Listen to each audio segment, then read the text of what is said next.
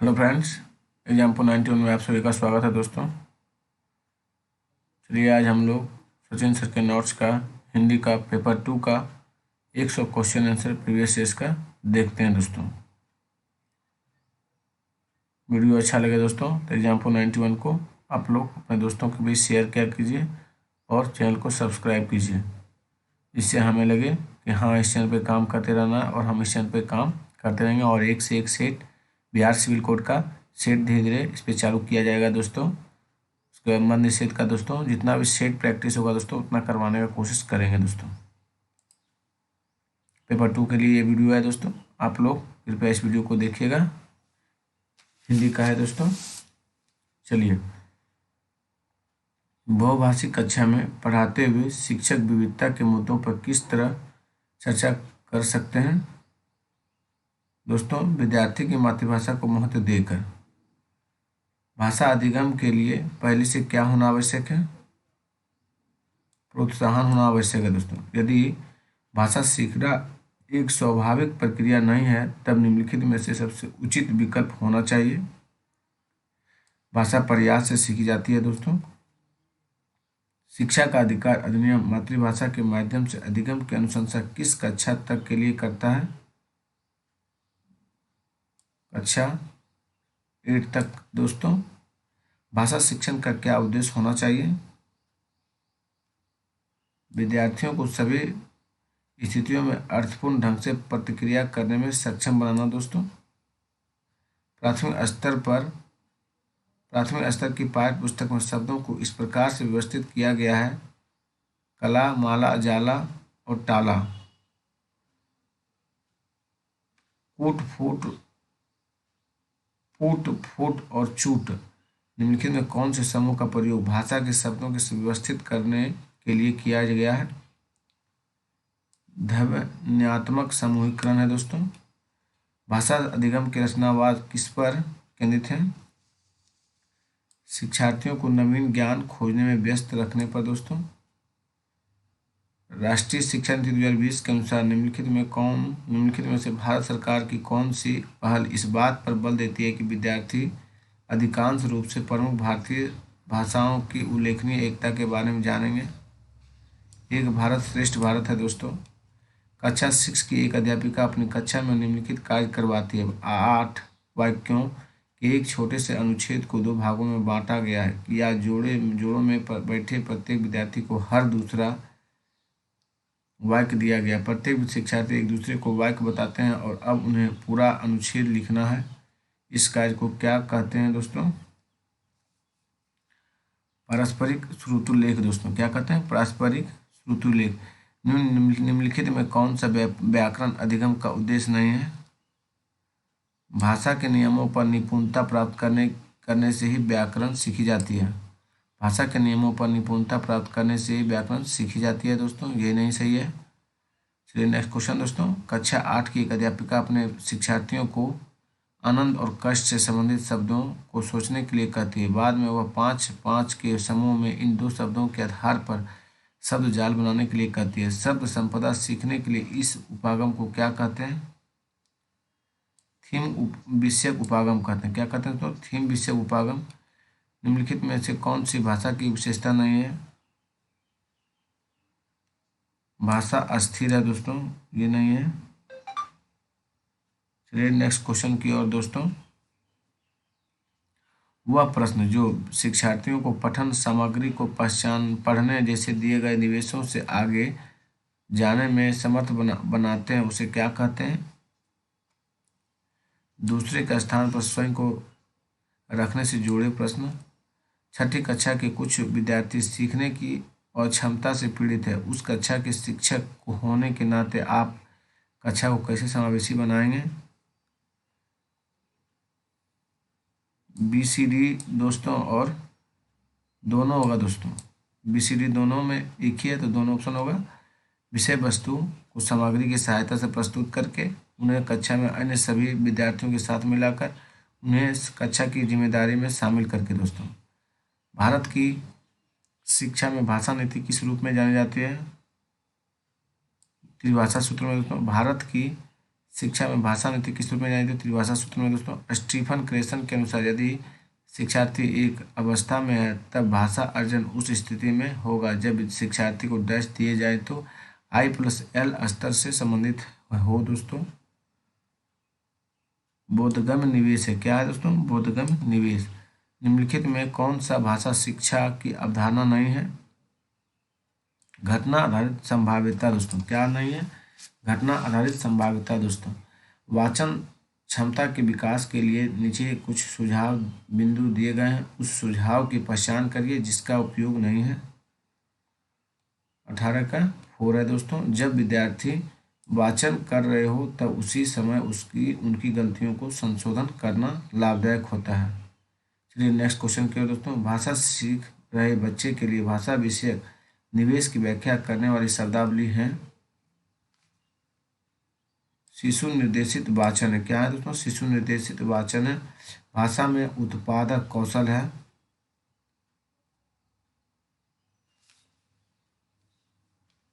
बोलने और सुनने के कौशल है दोस्तों।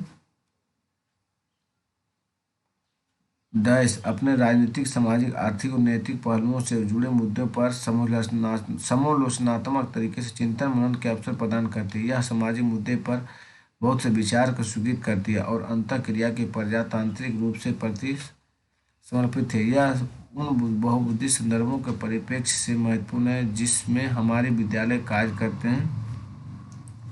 सहयोगात्मक शिक्षण शास्त्र दोस्तों। निवेश के ग्राह्य बनने की संभावना कब होती है? यदि ऑप्टिकल फिल्टर कम है और दृष्टिकोण सकारात्मक और प्रेरणा सबल है दोस्तों। चलिए नेक्स्ट क्वेश्चन के दोस्तों। दो मित्रों के मध्य हो रहे निम्नलिखित वार्तालाप को पढ़िए तब वार्तालाप के उद्देश्य का पता लगाएं। राहुल नमस्ते, मैं राहुल हूँ, आप कैसे हैं? राहुल। शीला नमस्ते, मैं अच्छी हूँ, आप कैसे हैं? राहुल मैं भी ठीक हूँ, हमारा विद्यालय में आपका स्वागत है। शीला मैं यहाँ आने के लिए बहुत खुश तथा उत्साहित हूँ। अंतःक्रियात्मक उद्देश्य दोस्तों। कौन सा अध्ययन कौशल है? मुख्य बिंदु लिखने के लिए तथा पाठ्य सामग्री का सार लिखने के लिए पढ़ना। मुख्य बिंदु लिखने के लिए तथा पाठ्य सामग्री का सार लिखने के लिए पढ़ना। भाषा की कक्षा में साहित्य का समग्र उद्देश्य है ज्ञान, रचनात्मकता तथा समालोचनात्मक चिंतन को विकसित करना। एक सामाजिक बोली डैश है। भाषा के भीतर समुदाय अथवा समूह की वाक्य की विशेषताएं दोस्तों। एक सामाजिक बोली डैश है। भाषा के भीतर समुदाय अथवा समूह की वाक्य की विशेषताएं दोस्तों। चलिए नेक्स्ट क्वेश्चन की दोस्तों। राष्ट्रीय शिक्षा नीति 2020 इस बात का समर्थन करती है कि मातृभाषा सभी भाषाओं और विषय वस्तु सीखने के लिए अनिवार्य है। राष्ट्रीय शिक्षा नीति 2020 इस बात का समर्थन करती है कि मातृभाषा सभी भाषाओं और विषय वस्तु सीखने के लिए अनिवार्य है। निम्नलिखित में कौन सा अध्ययन कौशल है? वैज्ञानिक परीक्षा पर पाठ्य वस्तु पढ़ने समय नोट्स बनाना। विद्यालय शिक्षा में बहुभाषिकता का अर्थ क्या है? शिक्षण अधिगम में शिक्षार्थियों की भाषाओं का उद्देश्य करना दोस्तों। विद्यालय शिक्षा में बहुभाषिकता का अर्थ क्या होता है? शिक्षण अधिगम में शिक्षार्थियों की भाषाओं का उपयोग करना। श्रीनगर में एक शिक्षार्थी तृतीय भाषा के रूप में मलयालम को चुनते तथा एक वर्ष में कक्षा में उपलब्ध भाषा के अवसरों तथा पारस्परिक क्रियाओं के द्वारा उसे बोलने और पढ़ने योग्य हो गए हैं तो यह किस रूप में जाना जाता है? भाषा अधिगम दोस्तों। एक भाषा शिक्षक सामाजिक विज्ञान के साथियों के साथ मिलकर भारत की सांस्कृतिक विविधता पर प्रदत्त कार्य देती है। शिक्षार्थियों को इस विषय पर रिपोर्ट लिखने तथा पोस्टर तैयार करने के लिए सामाजिक विज्ञान की पुस्तक तथा इतिहास, भूगोल, संस्कृत तथा राजनीतिक से संबंधित अन्य पुस्तकें और तथा दस्तावेजों को पढ़ना है। भाषा अधिगम की यह प्रक्रिया क्या कहलाती है दोस्तों? समूची पाठ्यचर्या में भाषा दोस्तों। किसी शिक्षार्थी को एक पाठ्य सामग्री पढ़ते समय कुछ संकेत मिलते हैं जो उसे अर्थ ग्रहण की प्रक्रिया में मदद करते हैं। यह किस रूप में जाना जाता है दोस्तों? अर्थगत संकेत है, क्या है दोस्तों? अर्थगत संकेत है। निम्नलिखित में कौन सा भाषा अधिगम के बारे में सही है? शिक्षार्थियों की भाषाई निपुणता का आकलन करना। सही है दोस्तों। वह कार्य जो शिक्षार्थियों को शब्दों की आकृतियों से जुड़ने, अर्थ निकालने तथा प्रयोग करने में सहायता करता है। व्याकरण सीखने में संप्रेषणात्मक कार्य क्या है दोस्तों? व्याकरण सीखने में संप्रेषणात्मक कार्य है। स्किनर के अनुसार भाषा डैश का विषय है, अनुकरण है। स्किनर के अनुसार भाषा अनुकरण का विषय है दोस्तों। प्रश्न पत्र बनाते समय इस बात का ध्यान रखा जाना चाहिए कि कक्षा में सभी स्तर के बच्चे हैं। प्रश्न पत्र बनाते समय इस बात पर का ध्यान रखना चाहिए कि कक्षा में सभी स्तर के बच्चे हैं। रोहित लिखते समय जगह जगह अनुस्वार का गलत प्रयोग करता है। इसके लिए उसके कारणों का पता लगाना चाहिए। भाषा शिक्षक के रूप में आपका प्रथम दायित्व है बच्चे भाषा प्रयोग में रुचि लें। राष्ट्रीय शिक्षा नीति 2020 में विदेशी भाषाओं जैसे कोरियन, जापानी, थाई, फ्रेंच, जर्मनी, स्पेनिश, पुर्तगाली और रूसी के अध्ययन की डैश के रूप में अनुशंसा की गई है। अतिरिक्त भाषाओं के रूप में दोस्तों एक लघु कहानी है वर्णनात्मक लेखन। एक लघु कहानी क्या दोस्तों? वर्णनात्मक लेखन है। कविता के शिक्षण अधिगम का मुख्य उद्देश्य है आनंद तथा सराहना करना। कविता के शिक्षण अधिगम का मुख्य उद्देश्य क्या? आनंद तथा सराहना करना। पाठ्य सामग्री से संबंधित भाषा निवेश क्या है? भाषा निवेश जो सूचना पर ध्यान देते हैं। पाठ्य सामग्री से संबंधित भाषा निवेश क्या है? भाषा निवेश जो सूचना पर ध्यान देते हैं। एक बहुभाषी कक्षा में शिक्षक को संसाधन सामग्री का निर्माण चयन करते समय डैश पर सबसे अधिक ध्यान देना चाहिए। भाषिक विविधता क्या है दोस्तों? भाषिक विविधता अंग्रेजी माध्यम के स्कूलों में अंग्रेजी के वर्चस्व को कम करने के लिए डैश के मूल्यवर्धन की जरूरत है। अन्य भारतीय भाषाओं हैं दोस्तों। बच्चों की सृजनात्मक कौशल लिखित अभिव्यक्ति के विकास में सर्वाधिक सहायक है। विज्ञापन पोस्टर बनाना बच्चों की सृजनात्मक लिखित अभिव्यक्ति के विकास में सर्वाधिक सहायक है। विज्ञापन पोस्टर बनाना राष्ट्रीय शिक्षा नीति 2020 उपलब्ध कराती है कम से कम कक्षा 8 तक मातृभाषा अथवा घर की भाषा शिक्षण के माध्यम के रूप में। निम्नलिखित में कौन सा सांकेतिक भाषा के संबंध में सत्य है? सांकेतिक भाषा का व्याकरण है दोस्तों। क्या है? कौन सा सांकेतिक भाषा के संबंध में सत्य है? तो सांकेतिक भाषा का व्याकरण है। यह बात समझना कि कोई व्याकरण रचना क्या और कैसे इस्तेमाल की जाती है जानी जाती है। कार्यविधिक ज्ञान है। क्या है दोस्तों? कार्यविधिक ज्ञान है। चलिए नेक्स्ट क्वेश्चन की दोस्तों, द्वितीय भाषा सीखने की प्रक्रिया में इंटर लैंग्वेज का क्या अर्थ है? वह भाषा व्यवस्था जो सभी शिक्षार्थी भाषा विकास की प्रक्रिया में सूचित करते हैं। चलिए नेक्स्ट क्वेश्चन की दोस्तों, एक श्रोता सुनते समय विशिष्ट तथ्य सुनता है और शब्दों के समूह को पहचानता और शब्द कर्मों के नमूने पहचानता है। यह श्रवण प्रक्रिया क्या कहलाती है? उधरमुखी प्रक्रिया। क्या कहते हैं? उधरमुखी प्रक्रिया में लेखन के विभिन्न चरणों से गुजरते हुए लिखना सीखने को कहते हैं। लिखने का प्रक्रिया उपागम। क्या कहते हैं दोस्तों? लिखने का प्रक्रिया उपागम। प्रमाणिक सामग्रियां हैं प्राकृतिक भाषा तथा संदर्भ में लिखी गई पाठन सामग्री सिर्फ वीडियो अथवा वस्तु दोस्तों। अध्यापक को काव्य शिक्षण वस्तु सावधानी से करना चाहिए। निम्नलिखित कथनों के आधार पर सही विकल्प चुनिए। प में पढ़िए दोस्तों, शिक्षक के सही लय के साथ ऊंचे स्वर में पढ़ना चाहिए। कठिन शब्दों के लिए एक एक शब्द का अर्थ बताना चाहिए। शिक्षक के स्वर तथा मुख्य पर भाव स्पष्ट होना चाहिए। शिक्षक को विद्यार्थियों की समझ के लिए प्रश्न पूछने चाहिए। केवल ओ, सो और दो सही है दोस्तों। अंग्रेजी भाषा शिक्षण के उद्देश्य निर्धारित करते समय अध्यापक अपेक्षा नहीं करते कि शिक्षार्थी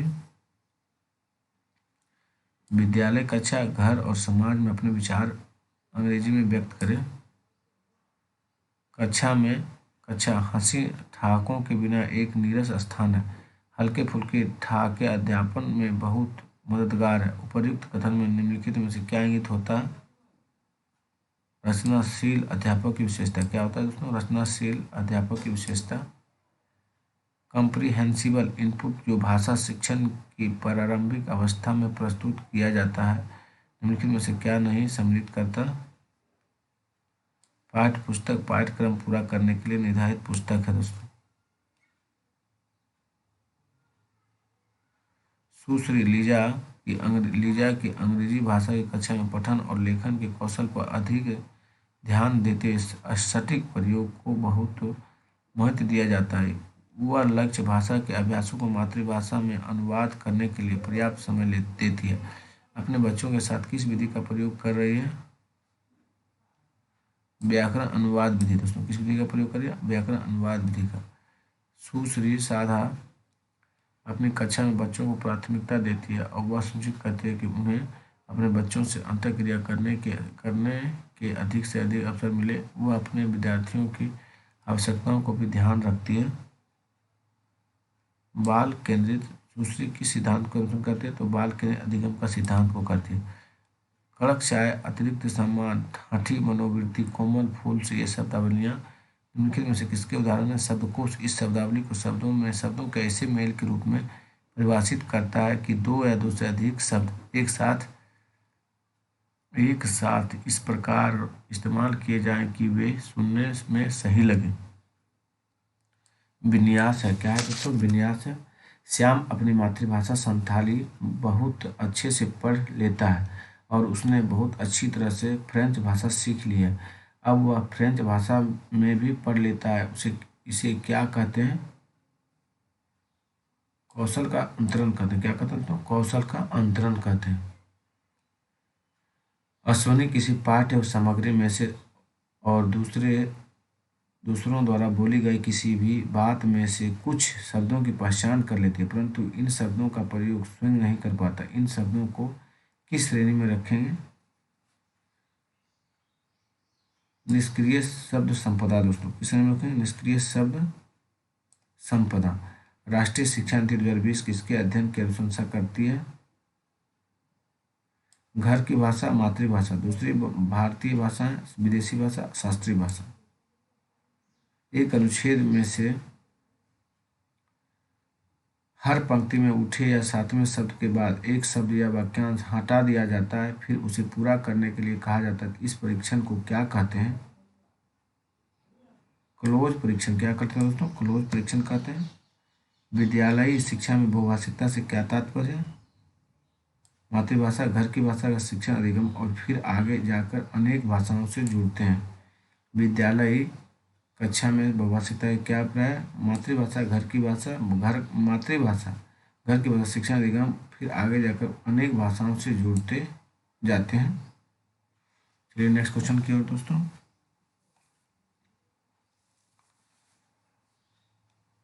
एक अध्यापिका कक्षा 8 के विद्यार्थियों को निम्नलिखित लेखन पद्धत कार्य देती है। इसे किस प्रकार का लेखन कहेंगे?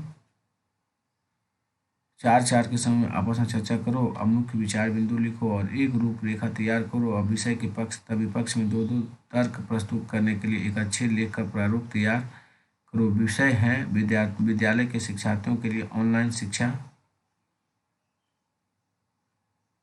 वर्णनात्मक लेखन है दोस्तों। आदर्श स्थिति में अधिगम प्रतिफल के बारे में क्या सही है? अधिगम उपदेश में मेल खाते हो, अधिगम उद्देश्यों में मेल खाते हो। भाषा अधिगम में बोधगम्य निवेश से क्या तात्पर्य है? शिक्षार्थियों को उनके भाषा स्तर से थोड़े ऊपर की भाषा में संलग्न करना। भाषा अधिगम में बोधगम्य निवेश को क्या तात्पर्य? शिक्षार्थियों को उनके भाषा स्तर से थोड़े ऊपर भाषा में संलग्न करना। वे भाषाई निवेश जो सूचनाओं पर अधिक बल देते हैं कौन से हैं? पाठ्य वस्तु उन्मुखी भाषाई निवेश है दोस्तों। कुमार किसी पठन सामग्री में से किसी शब्द विशेष की पहचान कर लेते हैं। जब कुछ बोला जाए तब भी शब्द विशेष की पहचान कर लेते हैं, परंतु स्वयं की भाषा में इसका प्रयोग नहीं कर पाता। आप इस शब्द संपदा से क्या कहेंगे? निष्क्रिय शब्द संपदा है दोस्तों। एक अध्यापक शिक्षार्थियों का नाम लिए बगैर उनके वाचन कौशल और उच्चारण में कुछ गलतियों के उदाहरण देकर उनकी गलतियों के बारे में समझ बनाती है। ऐसा वह सप्ताह के एक बार कहती है। वो अपने शिक्षार्थियों के वाचन कौशल का उच्चारण में को सुधारने के लिए क्या कर रही है? प्रतिपुष्टि करे। क्या कर रही है दोस्तों? प्रतिपुष्टि कर रही है। 3 वर्षीय बालक शब्दों वाक्यांशों का संक्षिप्त वाक्यों के प्रयोग द्वारा सरल संप्रेषणात्मक कार्य करती है। यह बच्चों के किस कौशल का प्रस्तुतिकरण है? वाक क्षमता। क्या है दोस्तों? वाक क्षमता। जब पाठक पाठ्य सामग्री का केंद्रीय भाव तथा सार खोजने के लिए तीव्रता से पढ़ता पढ़ती है और लेखक के उद्देश्यों तथा लिखने की व्यवस्था को समझना चाहती है, तो यह प्रक्रिया डैश के अंतर्गत आती है। स्क्रीमिंग रीडिंग है दोस्तों, स्क्रीमिंग रीडिंग के अंतर्गत आती है। भाषा शिक्षण की व्याकरण अनुवाद विधि मुख्य रूप से भाषा के किस कौशल विकास पर बल देती है? पढ़ने लिखने पर दोस्तों। कक्षा की स्थिति का अवलोकन करें और प्रयुक्त भाषा शिक्षण के तरीके की पहचान करें। अध्यापक कलम पकड़े हुए हैं, देखो यह एक कलम है। दीवार पर लगी छड़ी को और इशारा करते हुए वह एक छड़ी है। सभी अपनी कलम पकड़ो। सभी विद्यार्थी अपनी अपनी कलम उठाते हैं। अध्यापक सुनिए, यह एक कलम है। विद्यार्थी, यह एक कलम है। तो सिचुएशनल लैंग्वेज टीचिंग यानी स्थिति भाषा शिक्षण है दोस्तों। एक पाठक अपने पूर्व ज्ञान का उपयोग करके अंतर्गत वह वाक्यात्मक संकेत बनाती है और फिर अन्य विशिष्ट जानकारी पर जाती है। और यहाँ पाठक पढ़ने को कौन सा मॉडल अपनाती है? टॉप डाउन मॉडल दोस्तों। क्या अपनाते हैं? Top down model. रितु कक्षा 8 की अंग्रेजी भाषा के शिक्षक है। कक्षा शिक्षण के दौरान कुछ विद्यार्थियों को जो कि प्राय पीछे रहते हैं, कक्षा चर्चा में ध्यान नहीं दे रहे हैं, इस स्थिति में रितु को क्या करना चाहिए? उन विद्यार्थियों से प्रश्न पूछें, वह चर्चा का भाग बनाएं और अपनी शिक्षित युक्ति में बदलाव करें। निर्मला देवी जलवायु परिवर्तन के बारे में समझ बनाने और इस बारे में एक समग्र संदेश प्राप्त करने के लिए इस विषय पर एक पाठ्य सामग्री पढ़ती है। इस प्रकार के पठन को क्या कहते हैं? सरसरी तौर पर पढ़ना। क्या कहते हैं दोस्तों? सरसरी तौर पर पढ़ाना। भाषा शिक्षा के संदर्भ में निम्नलिखित में कौन सी राष्ट्रीय शिक्षा नीति 2020 की अनुशंसा नहीं है? विद्यालय शिक्षा के आरंभिक वर्षों से अध्यापन की भाषा अंग्रेजी है दोस्तों। भाषा अधिगम के संदर्भ में परियोजना कार्य का स्वरूप किस प्रकार का होगा?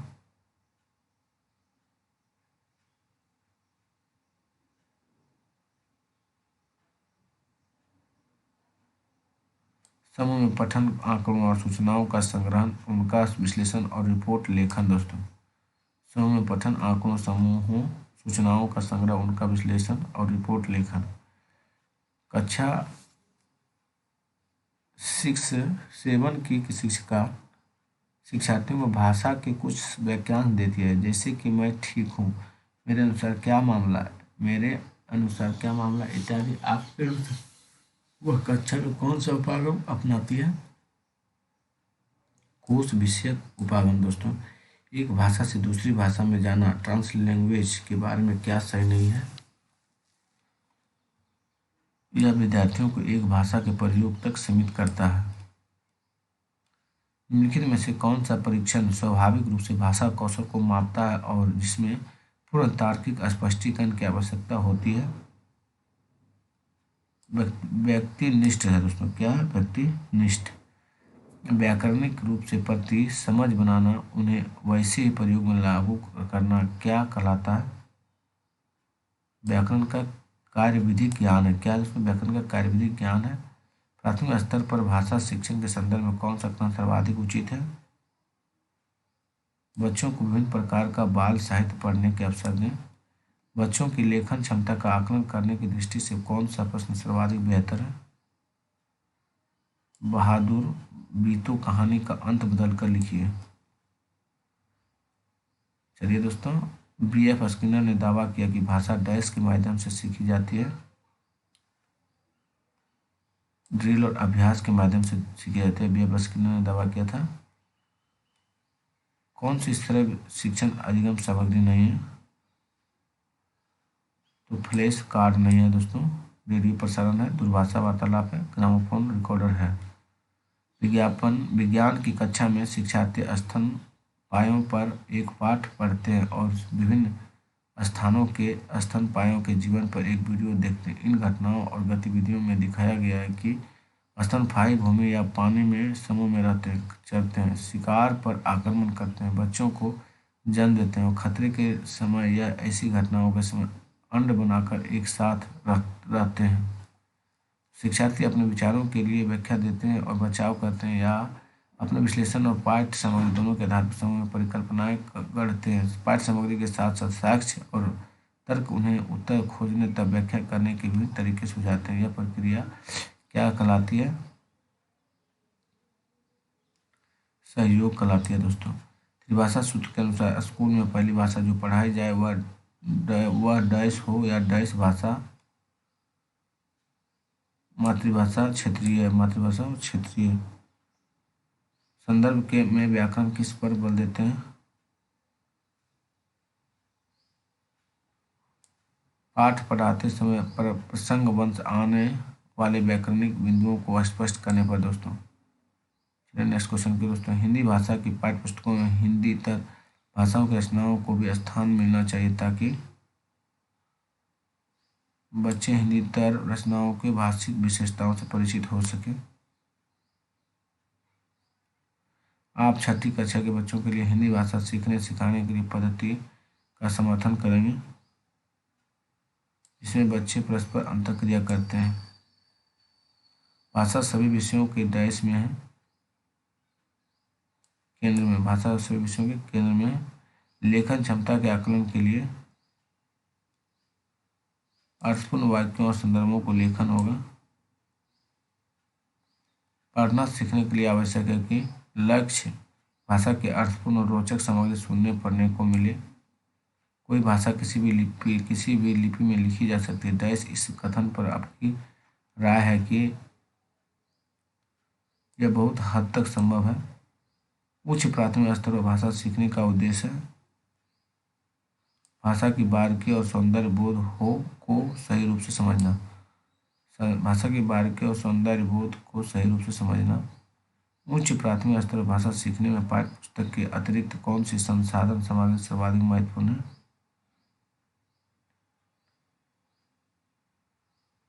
आयु अनुरूप साहित्य। क्या है दोस्तों? आयु अनुरूप साहित्य उच्च प्राथमिक स्तर पर भाषा आकलन की दृष्टि से सर्वाधिक महत्वपूर्ण है।